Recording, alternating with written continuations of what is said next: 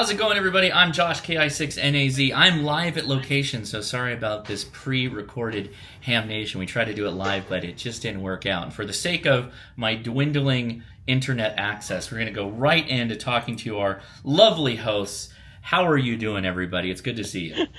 And your dwindling sanity dealing with this as well. Hey, I had to do a family vacation. We haven't done one like a full week since my wife and I got married. So it's been a long time coming. Yeah, it's time. So anyway, due to scheduling conflicts, we had to do it this week, thankfully, because of the kids being out of school and before their summer school stuff starts and all that stuff. But let's go to the top of the pyramid there. Gordo, how are you doing, sir? Hey, live from the hotel is Josh, Gordo in the radio room, and we have meters to talk about. Meters. Well, I'm very excited to hear more about that. All right, Don, how are you? I am well. I survived probably the most stressful part of the amateur radio year for me, and that is the 3-month nominating period for Newsline Young Ham of the Year. That ended on May 31st, and we have a nice selection of nominees that the judges will be choosing from as soon as they get all the nomination packets, which should be pretty much any day now. It's all in the Dropbox and has been sent to them, so they will mull over that, and when we announce a winner, you'll hear it here, and then you'll get to see us all the third weekend in August at the Huntsville Ham Fest. Looking forward to that, Josh. I will see you there. And Amanda, How are you doing? I'm doing fantastic. My internet is good, but thanks, Josh, for going above and beyond to put the show on tonight. Appreciate it. Viewers, thank you. Thanks for joining in late, wherever you are. And if you're not seeing us until the next day, well, thanks again for tuning in when you can. We're going to talk about VHF stuff tonight. As everybody knows, the VH Contest is this weekend, and it seems early, right? So is Field Day this year. It's landing on weird weekends, so it popped up, and I wasn't even ready for it. Anyhow, I'll be on the bands listening. I'm not going with any clubs this year, but I do have somebody that we're going to be talking to that knows all about VHF contesting, and he's also here to promote a conference that's coming up in Cedar Rapids, Iowa. So without further ado, let me introduce you to John Maxwell, W0VG. Thanks for being here tonight, John. Good evening, Amanda. Thank you for having me on tonight. Of course. So I'm just going to speak out.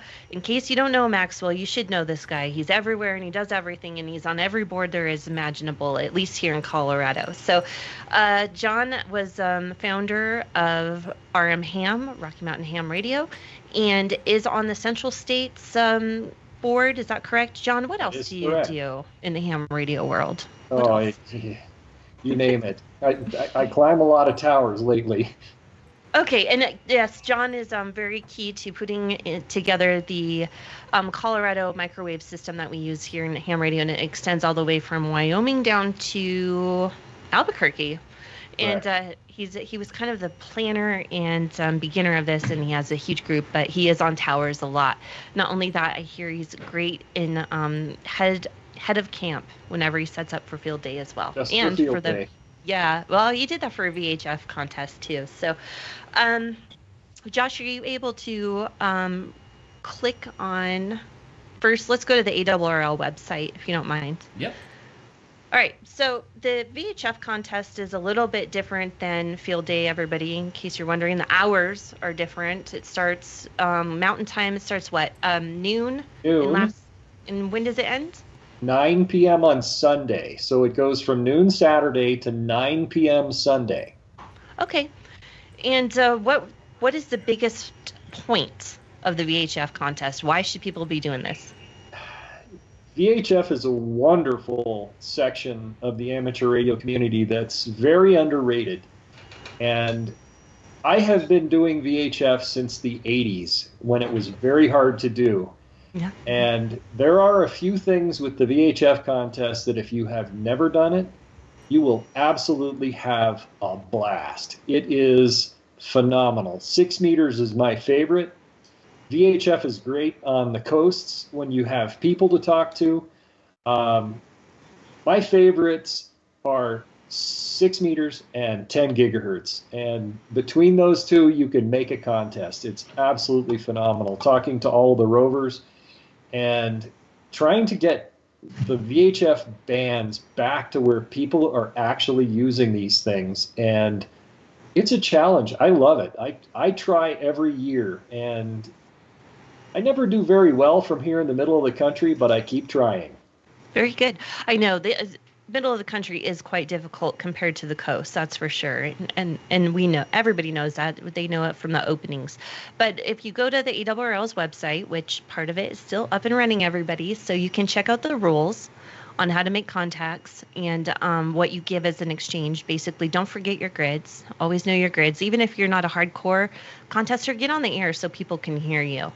Now, you're part of the Central States VHF Society. So you guys are having a conference at the end of July. Is that correct? Correct. It's always the fourth full weekend in July. And this year it happens to be in Cedar Rapids, Iowa.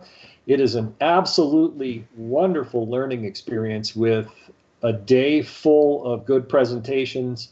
The event is probably one of the number one events in VHF contesting learning. And there are so many folks from around the country that bring their Rovers. They bring out all of their tools and their toys. And they bring out their knowledge. And they want to impart that knowledge to everybody else so that we can enjoy it too. And the interesting thing I was looking on that website is that they have something called where everybody can write a paper or some documentation on maybe experimental stuff. What's that about? Anything. So for every event, we put out a proceedings, and that proceedings is anywhere from 100 to 200 pages of technical documentation on things related to VHF contesting. And every Central States since its inception in the 60s has put out a proceedings, and that proceedings is available to anybody. You can purchase it through the ARRL's online bookstore, and they're available there for many, many, many previous contests. But everything you ever wanted to know about preamplifiers, amplifiers, contesting, FT8, CW, meteor scatter, whatever it happens to be, is documented in these Bibles. We love them. They are phenomenal tools, and they are worth it for every amateur radio operator. If you've used the ARRL handbook, this is like the handbook for VHF contesting. Interesting. Now, I also saw in the Central States, I don't believe that it's limited to just people that live in Central States. Is that correct? No. It's open to everyone. Okay. Membership, everyone, is only $5. What does the membership get you? So the membership allows us to continue trying to bring outreach to the amateur radio community. That money in the past has gone towards trying to further the mission of bringing VHF to the masses. And, I've spent more than that on a crappy cup of coffee. So, $5 if it gets us a little further down the road with the amateur radio community, it's phenomenal. Awesome. And if you guys go to the Central States website, you can see the conference link, and you can also see how to become a member and fill out that application. $5 absolutely is nothing. And I will be sure to become a member myself. Let's see. We're going to go. I grabbed a couple of Rover pictures that Josh is going to show while you and I talk. So, John, what is the basic setup that you would want for your first contesting experience? When I started in VHF contesting, I started with vertical antennas. And a vertical antenna and one of the regular radios that everybody has, IC 7000, IC 756, they all do 6 meters. There's lots of radios out there that do sideband FM. FT 857 is a phenomenal radio for doing 6 meters, 2 meters, and 432 all mode. FT 897. Kenwood has several. Icom has several. I'm a big fan of the off-the-shelf radios for the beginners to get started, and verticals work fine. You're not gonna clean up on those. A 5-element or a 4-element Yagi on 6 meters is a great start. And Arrow Antennas has a 6-meter antenna that works extremely well, and it collapses really easy. and it's not expensive. Doesn't take a lot of space. You only need to get it about 15 feet off the ground to work 6 meters. Nice. As if you can get started with something simple, you will have a really fun time. 6 meters is called the magic band, and there is a reason why. Absolutely. It's always, I mean, I've heard you can just throw a wire out, maybe even a wire hanger. Anyhow, we're going to cruise through some Rover pictures here. What's the importance of the Rovers, John? So the Rovers give us the ability as amateur radio operators to talk to grid squares and areas of the United States that have no ham presence or very little. And it is something that is truly necessary to try to, if you're trying to work on an award or you're trying to win a contest, you need to work these grid squares. And I think the most that I've ever had somebody driving and working grid squares, we've worked 12 grid squares with a Rover, and that is a lot. Oh, wow. That is a lot. What is the area of exceeding one the speed grid square? limit and driving constantly. I know some of you people, and I don't doubt it for a second. Because what is the size of a grid square? How many miles do you think? I don't know what it is in miles, but it is 2 degrees of vertical latitude by 1 degree. 2 is it? Yeah, 2 by 2 by 2. 2 by 2, Gordo? He's saying yes. 1 by 2, and I too get mixed up which way, this way. I can't remember which way it is. Me too. It's that RF that got into our brains. Well, this is always fun. So when you hear a stroke R, make sure you get out there and work them, and you know that they're kind of pulled over to the side of the road in a field somewhere trying to get as many logged before they have to move on. So no chit-chatting, okay? Did we go through all the Rovers, Josh? Okay. Yeah, I'll just keep talking. Oh, well, we could. Is this a basic Rover setup there, Maxwell? That is a pretty basic Rover. You'll notice that the big square loop up on the roof happens to be for 6 meters, but that's so that they can do horizontal communications while roving. You see the big antenna rotor that's mounted to the back? He has to stop and put his antennas in there for the longer distance stuff. Okay. So that one could be pretty detailed, depending that's on a what really they've small done. one. They can go to really put a lot of time into Rovers. Kind of like that. I mean, I couldn't find a quick one of the ARRL Ham Rover, which we have parked in our driveway right now, everybody. But it was a donated news van, kind of like this setup almost. But it had a huge dish on it. You remember the dish?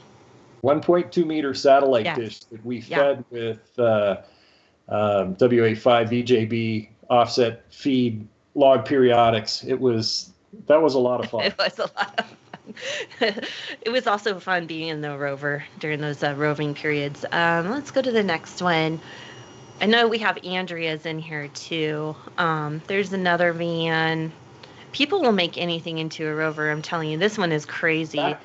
That is definitely a microwave Rover there. You can tell by all of the stacked antennas that they've got on it that they really enjoy the roving.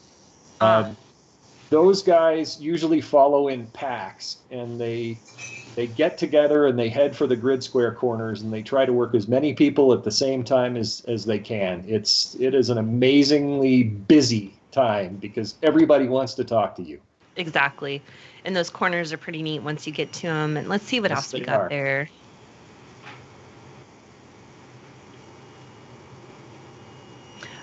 I think this is the Range Rover that is a Rover. Yes. So that's why I chose that one. Rover. And if you see anything that sticks out to you, let us know. The most fun that you can have is roving. You get out and you have an absolutely phenomenal time if you can get out with some of your friends and go rove too. We used to have a very active Rover community here in the central part of the U.S., but it has sadly eroded a little bit, and we are still busy, but it's not like it used to be even 10 years ago. Right. And I wish we could get back to that. I need to get out and do it myself. It would be fun. Well, we have some antennas hanging in our garage, Maxwell. This is Andrea's Rover, isn't it? Yes, it is. That is Andrea's. Yeah, that's her Explorer. Mm-hmm. It's still on the road. I don't know how many miles she has, but it's a bazillion. She was in Arkansas, and she was also in Lincoln, Nebraska. She drove from the East Coast to both of those to come to the convention. Oh, wow. And there's kind of the pack of them, as John was talking about earlier.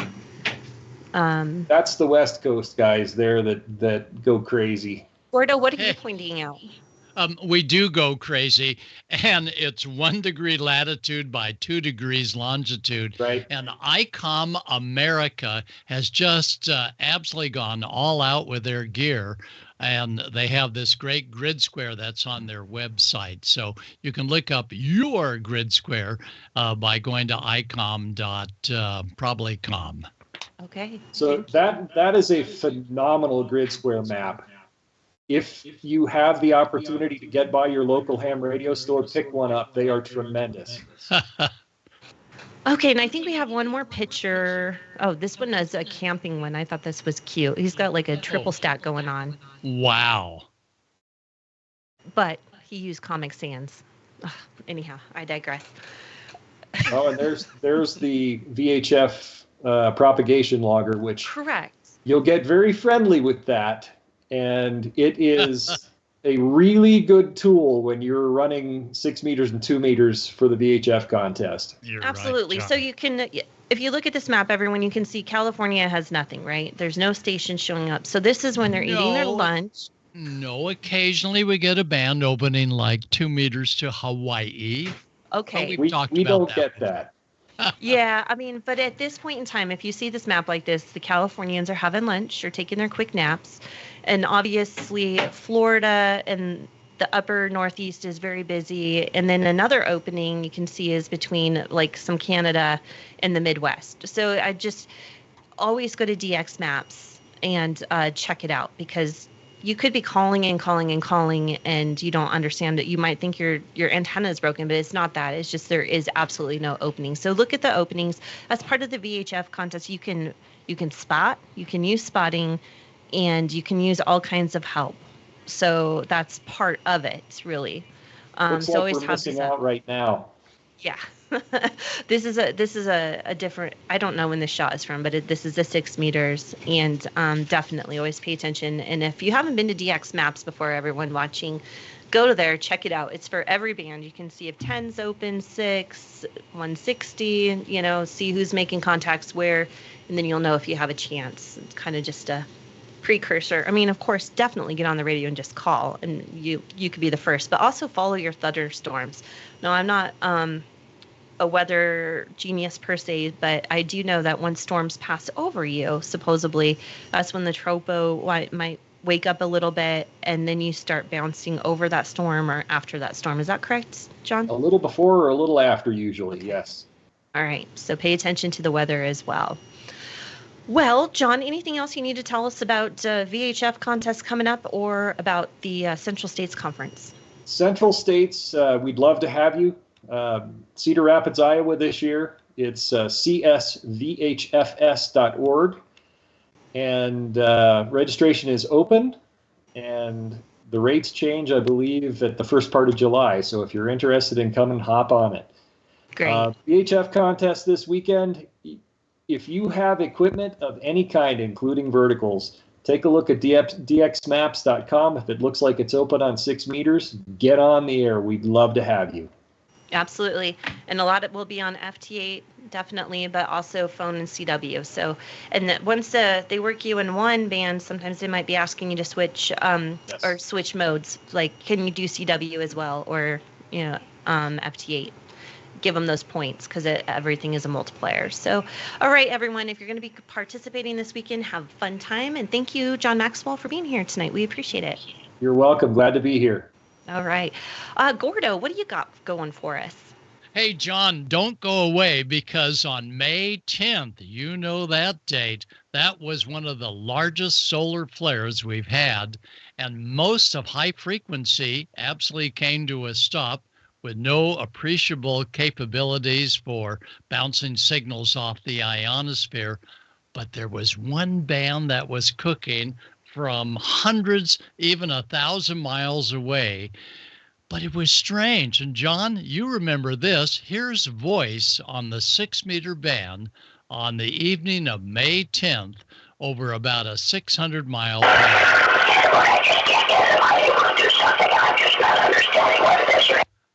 What? I can't hear him. Well, sure you can. Listen carefully.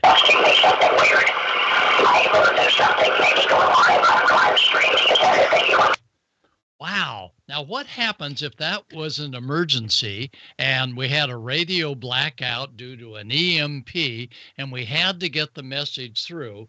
Well, I'm very happy to say that hams have our own way, even up on 6 meters and higher, to always get a message through, and that is CW, as in da-da-da-da, da-da-da-da, the CQ on CW.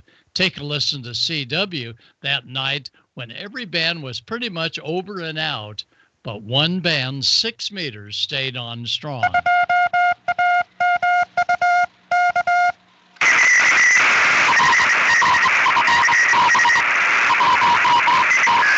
You can't make out the tone. Johnny gave you a 599. I heard that. That's Ken, WB2ANU, on the latest Aurora that occurred just a few weeks ago. And you know, that solar sunspot on May 10th has come all the way around the sun and is back to haunt us again.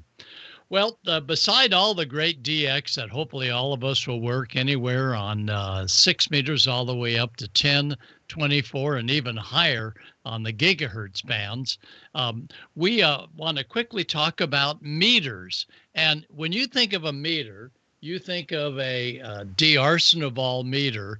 And let me get the light just right on this. I have to do a little adjustment. There we go. When you think about meters, you think about a d'Arsenal meter, and you think, oh, that's really old-fashioned. It's got like springs, and it's delicate and so on.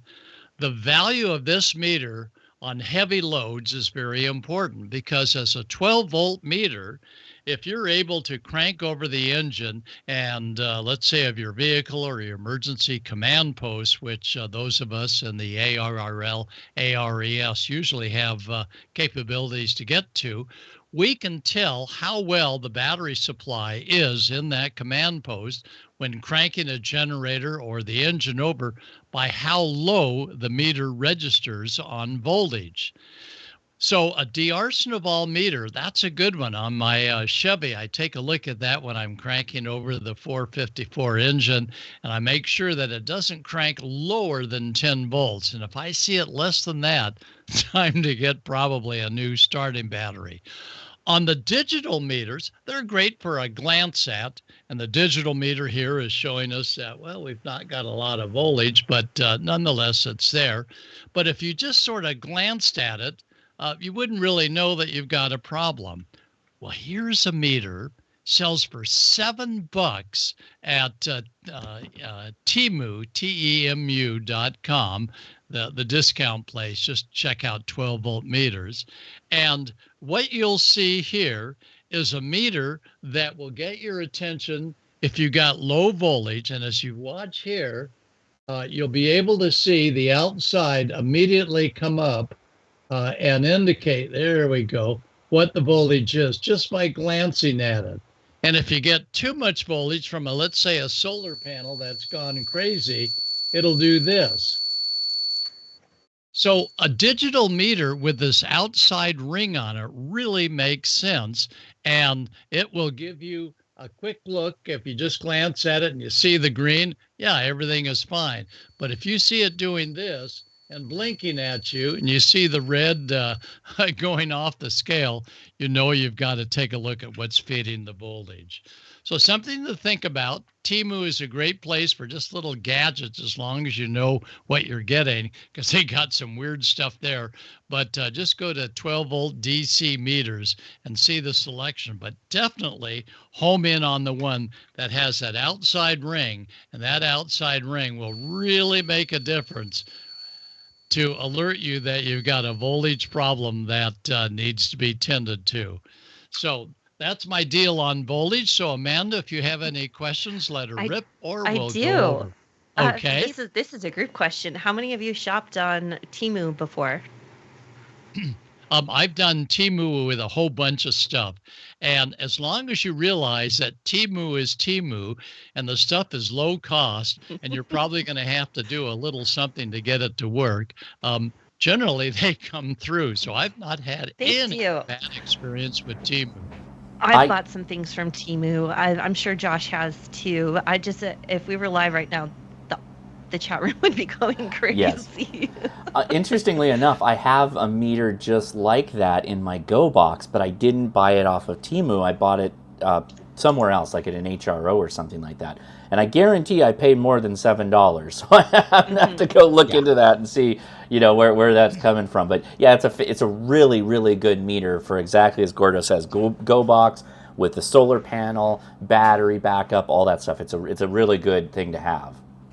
Awesome. Absolutely. And Temu doesn't sell weak signal VHF, UHF rigs, or HF rigs, just stuff. And as a ham radio operator, all of you have got to sign on to Temu and see their stuff. Yes, absolutely. You left out the most important, cheap stuff, Gordo. Cheap stuff. That's it. All right. Well, let's now, in just a moment, go to Icom America. And Icom has really gone all out for weak signal operators. Well, a few years ago, we said, Ray, can we have like a 1.2 rig? And they came out with one you see right there behind me. That's a 1.2 capabilities. But then, of course, as hams, we wanted 2.4 and 3.5 and give us 5 gigs. Then as active 10 gig operators, as John and I are, and a ton of Southern California operators, we've not done 10 gigs yet to Hawaii, but we're trying. We are trying. But the 10 gig band is alive and well, and Icom America has an add-on to their UHF microwave rig that gives you 10 gigahertz with great success. So let's take a look at Icom America. Keep your contesting edge and be a field day leader with Icom. Field Day is one of Amateur Radio's favorite events and is just around the corner. On June 22nd and 23rd, more than 40,000 North American hams will come together to operate remotely.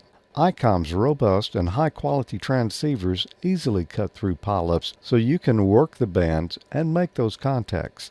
Icom is the clear choice for DXers and contesters around the globe. Upgrade your station with one of Icom's fabulous HF radios. With the IC7610, faint signals are no longer challenging for DXers and contesters. The high-performance RMDR can pick out the faintest of signals, even in the presence of stronger adjacent signals.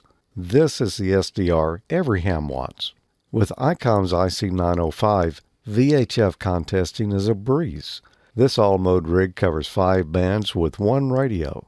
2 meters, 70 centimeters, 1.2 gigahertz, 2.4 gigahertz, 5.6 gigahertz bands, and with the optional CX10G transverter, 10 gigahertz.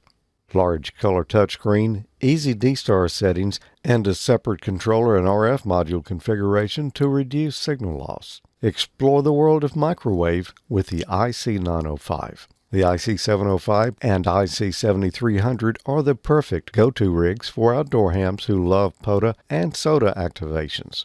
Both radios feature a large touchscreen with real-time spectrum scope and waterfall for intuitive function and setting operations. The IC705 provides base station features and performance in the palm of your hand from HF to 50, 144, and 440 megahertz. The IC7300 is an industry first, using RF direct sampling in an entry-level HF radio. For those of you with an IC7610 or IC7300, head on over to IcomAmerica.com and download the latest firmware to get Icom's new digital pre-distortion capabilities. This technology corrects nonlinear distortion at the final amplifier stage by applying inverse distortion at the pre-distortion section in the FPGA unit in advance. If you're getting a head start on hurricane season, Icom's IC7100, ID5100, ID50, or ID52 are the perfect traveling companions and should be on your Go Kit list.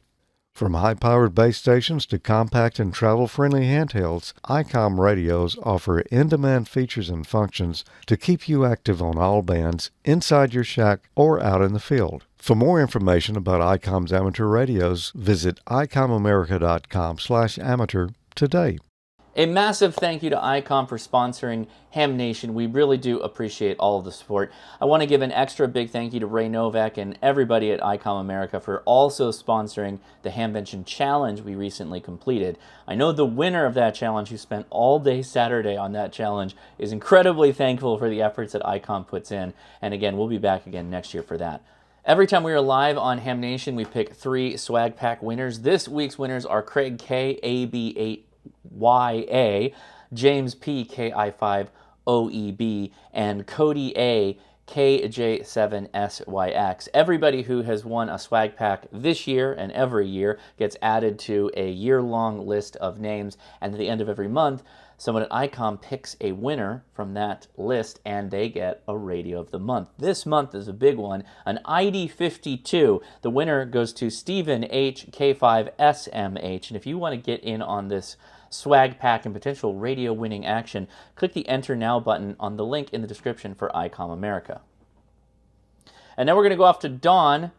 Dawn, let's hear about the Amateur Radio Newsline updates this week. Hey, hello everyone. Yeah, we have been, like I said at the top of the show, I believe the most stressful 3 months of my ham radio year has just come to an end, and that is the Newsline nominating period for the Young Ham of the Year Award.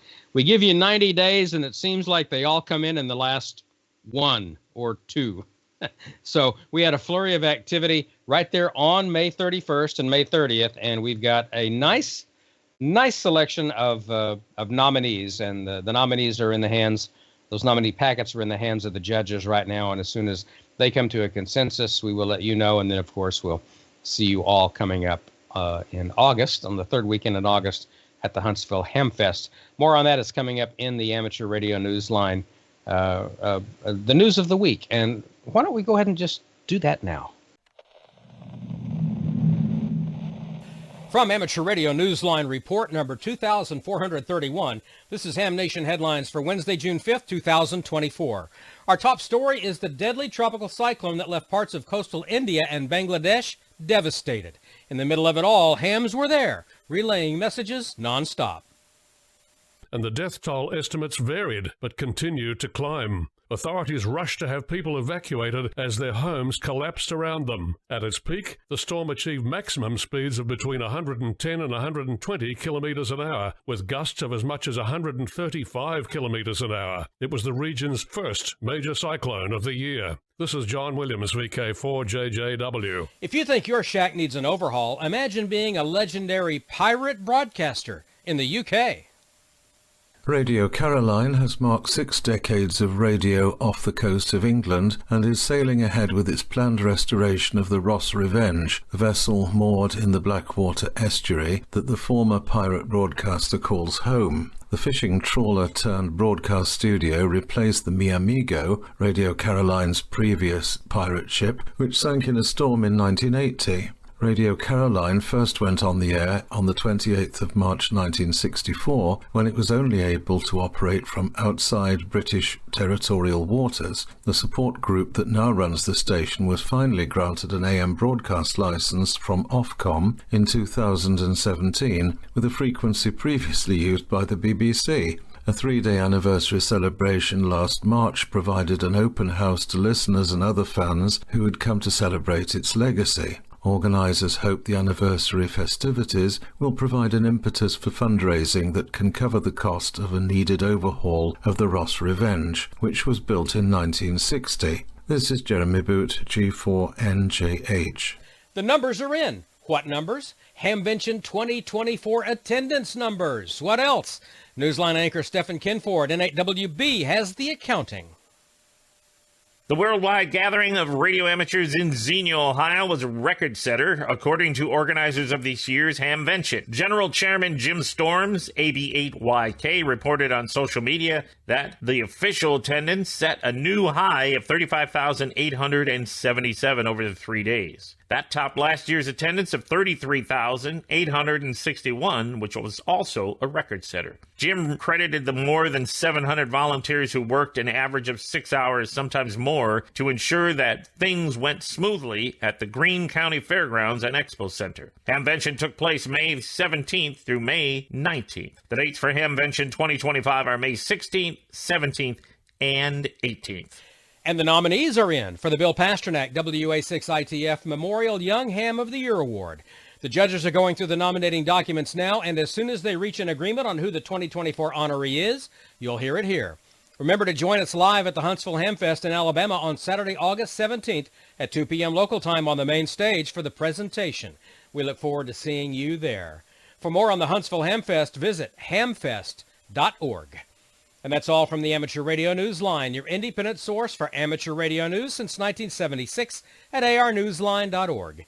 With John Williams, VK4JJW, Jeremy Boot, G4NJH, Stephen Kinford, and 8WB, Karen Eve Murray, KD2GUT at the news desk in New York, and our news team across the globe, I'm Don Wilbanks, AE5DW. 7-3, we'll see you next time here on Ham Nation. All right, good thanks to the Amateur Radio Newsline crew. We do not have a solar update from Dr. T tonight. She has been very busy with the graduation of her 8th grade daughter. She's going into junior high next year. So, yes, she has her hands full. So let's all say a little novena for Dr. T because she's going to need it with the kid going into high school. So, of course, you can catch up with her on her Twitter or X feed, that is at Tamitha Skov, and of course the YouTube channel at Tamitha Skov, and of course the spaceweatherwoman.com website. So that's all I have, Josh. Back to you, sir.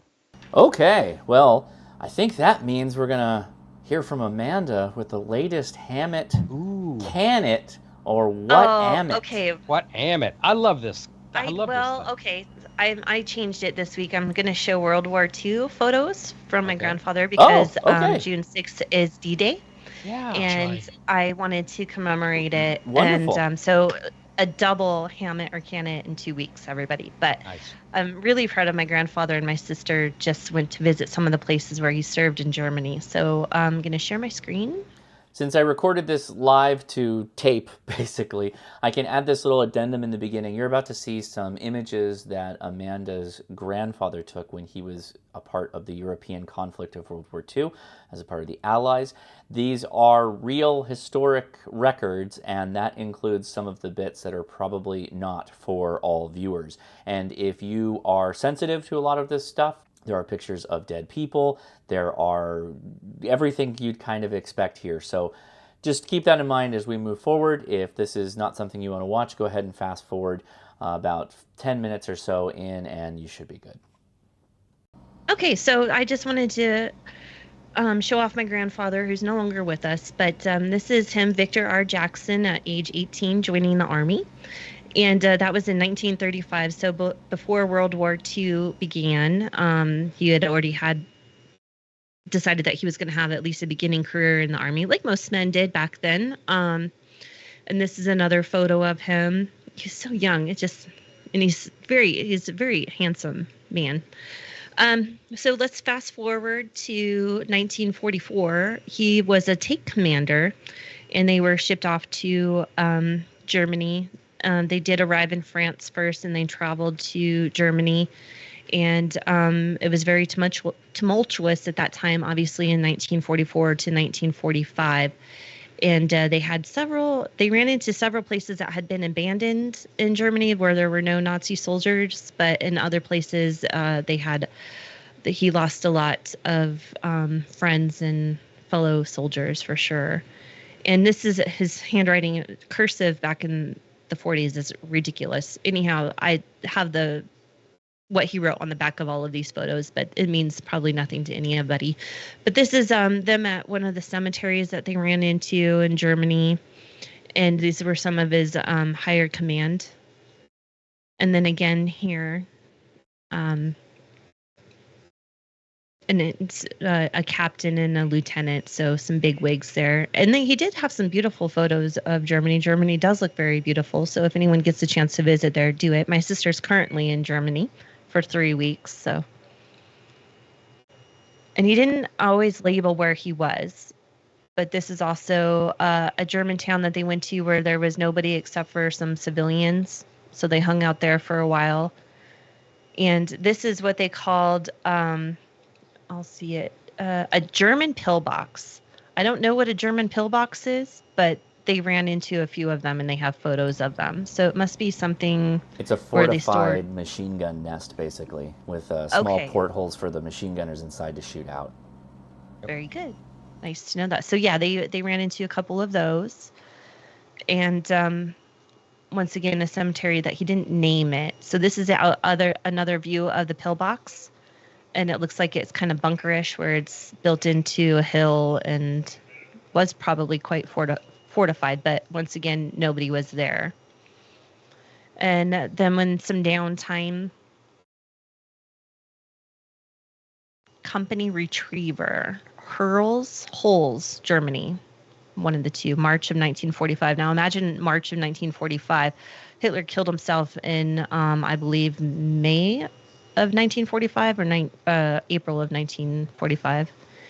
And this is a field that they stayed in, and they were under camouflage, so you can't hardly see the tanks. So they did a good job, but he had marked an X in a pen saying that that's where he was. Set up for indirect firing at Rhine River. The Rhine River. Yeah. Now, this is Dachau, Germany. And when they arrived there, once again, the Nazi soldiers had already left. But this was a full-on concentration camp. And there are some of our Jewish prisoners that were very happy to see the American soldiers come up on their tanks. So they were really expecting a battle here, and they did not get one. Sorry, my work phone was ringing. And the more fortunate ones is what he wrote on the back of this photo. Very just compelling. Wow.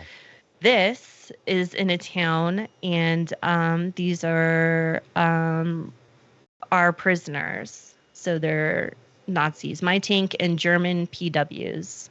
So I'll go back so you can see. They call them PWs, but I have a feeling that every single one of these men just put up a white flag and said, yes, we're done. Please come take us. They did not put up a fight. And that was April of 1945. And his note there says, we later withdrew and shelled the town. It was sure a hot spot. Wow. Very just wow. I hate these photos because I hate seeing Nazi propaganda, but this was one of the towns that they also went through that was still full-on functioning. Looked like it didn't suffer from any part of the war in April of 1945, which is just crazy.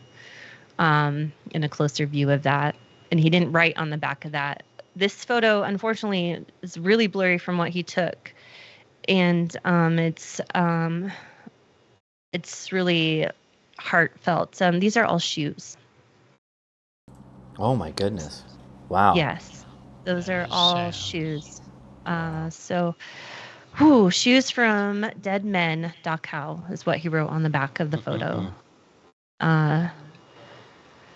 This is part of the crematorium. Now, people, if you don't want to see anything very vicious from World War II, don't stop watching. But this was just entering parts of where the gas was and where some of the crematorium was.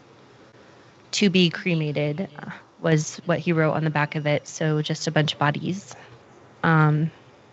This was him after the war. And I don't know, it's out of order. I apologize for that. So this was May of 1945. And this was the entrance to Dachau. The concentration camp is what he wrote. And then some other prisoners happy to be freed. Liberated PWs, and I can't read what town that is in Germany, I apologize, but April of 1945. This is the dog kennels that were at Dachau. And you can see one dead animal, but those were all of the kennels, and I do believe that they the Nazi soldiers shot all of the dogs before they left, which is sad, but those dogs are trained to be very vicious and to obviously round out any escapees. So it was probably the best ending for them, instead of being let loose. And my grandfather just wrote kennels.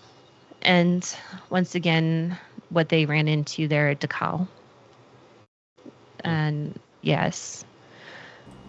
Wow. Very, very sad. That is... And this is a picture. My sister actually went into this room last week, and it's still there. They restored it, obviously. But there was the crematorium. And a lot of the shells that they found laying around there, which I have no idea. Those are Panzerfaust. They're anti-tank rockets. So for someone that's a tank commander, having those out of commission is probably a good thing. Yeah. Yes, very much so, right? I mean, they look familiar to what you still see, or what you saw in the Iraq War, on that highway to hell is what they called it. I think they were making IEDs with that kind of stuff still. This was kind of it was a hidden transport road. It was very camouflaged so that the Germans could transport prisoners or whatever. And he said it was an oil refinery, but when my sister went there, it was more than an oil refinery. It was definitely a passageway that they couldn't be seen from the air. And this is just the tanks rounding up and getting back together and figuring out where their next place was, because basically in April of 1945 and May of 1945, the war was over. But they're stuck in the middle of Germany. So now what? Where do we go from here? So they all ended up back in France. And they had to cross some really crazy bridges and stuff. This is one of the bridges. Imagine tanks on that wooden bridge over a river. No. Pontoon bridge across the Weser is what he wrote on there. And I can't remember what this place is, but I think it's written on the back of it. American Memorial. And I don't know what town that is, but they ended up there. Chateau and of course, Thierry. Oh, okay. Probably And in this France. is, Yeah, yes. France. And then obviously it was at the Eiffel Tower. This is where they started to have celebrations that the war was over. I have absolutely no idea who those people are in that photo. Probably bigwigs. This is part of the American Memorial. Floral presentation, unknown soldier's grave, Arc de something. Arc de Triomphe, yeah. Oh, no, thank you. You're Right there, the Arc de Triomphe, yeah. Okay. So he was there firsthand in those celebrations in 1945. Yep, Paris. This is obviously the Cemetery of the Unknown. Bella Wood Cemetery, and I think that's outside of France. And this was kind of like they got to this little like resort place that they were allowed to stay until they figured out how they were all going to get home. And it was really nice. It was a really nice hotel and things like that. Now, my grandfather, I can unshare now. Stop sharing. My grandfather came home on the Queen Mary. That was cool. Very cool.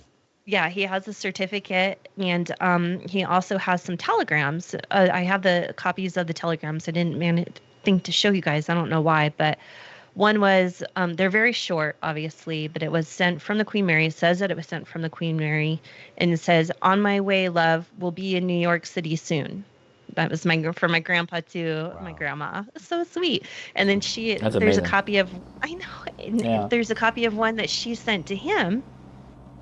Well, it's not a copy, it's the original, but it said, "You now have a baby girl. Congratulations, Papa." And oh my goodness. Oh, wow.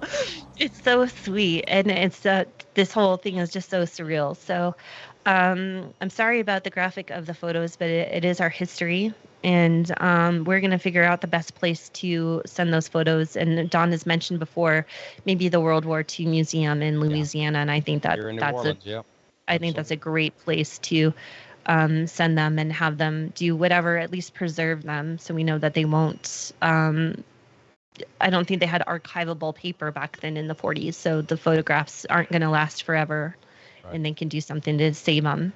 So anyhow, on that somber note, everybody please recognize D-Day and understand what took place in Europe during World War II, and it was real. And there was a lot of prisoners, and a lot of prisoners died, and a lot of lives lost. So thank you to my grandfather for what he did to serve his country and everybody else.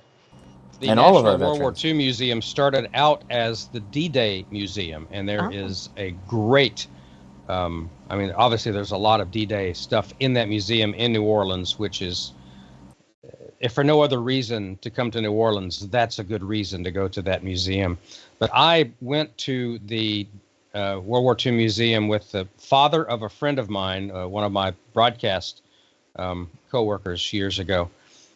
And he was at D-Day. He was in the gliders, and 90% of those guys that were in the gliders in the 101st Airborne died that day because, Incredibly it's not like you can dangerous. throttle up and get out of there. Yeah. Right. No. He survived, and it was a really good visit. Tyler and I, when Tyler was very young, we got to go and accompany the family as a guest of the family to go through the museum with him. And it was very, very cool. And when he got over to the part where they had pieces of one of the gliders, it got a little bit somber, as you can well imagine. But now it's they have the Pacific Theater now, where my dad was. My dad was in the Pacific Theater in World War II. But the D-Day Museum, actually the World War II Museum, is huge now. And it is well worth a visit to New Orleans. If for no other reason, come down for that and remember history. So thank you to your grandfather. Thank you to my father and to all of the other brave men and women of the greatest generation who sacrificed so that we have our freedom. Absolutely. Well Wow. said, Don. And Amanda. Yeah, Great thank job. you. Yeah. I have my moments. I'm not an idiot all the time, We pay him for those moments. Considering all that right, this well, is I think live that to ends- tape, I don't know if we need to mention the nets because they're probably not going to be live when this posts in the No, morning. they're not. Well, that's They're true. not gonna be- I'll just give a preview Sure. for what's up and coming. It's going to be all things field day because that's just around the corner. So I think I don't even have the date in front of me. Excuse me. Did I put it in the doc? No, I did not. I know I have Anyhow, to work. In two. 22nd? Oh yes, and it's early. It just seems so early this year. I thought for sure it was the 29th and the 30th, but nope, 22nd and 23rd. And so join us then. We're gonna have tips and tricks on how to have the best field day ever. And thanks for watching tonight. And thank you, Josh, for being so adaptable. We tried, but yeah, thank you everybody for dealing with our attempts at making it live. Hopefully this is a close second because we needed to get the information out because the VHF contest is this weekend. So we want to make sure you get the information you need to at least get out there and make a good go at it. And please do because it's a lot of fun and we encourage you to participate in amateur radio as much as possible. And thank you to your long-suffering wife for allowing us to invade your hotel room. Indeed. Yes, thank you, Leah. Thank you, Leah. Now you can go to dinner. Yes, You're indeed. late. Well, thank you, everybody. 10 We do o'clock at appreciate it. So I'll say a 73 to everybody. See ya. Good night, 7-3. everyone. 7-3.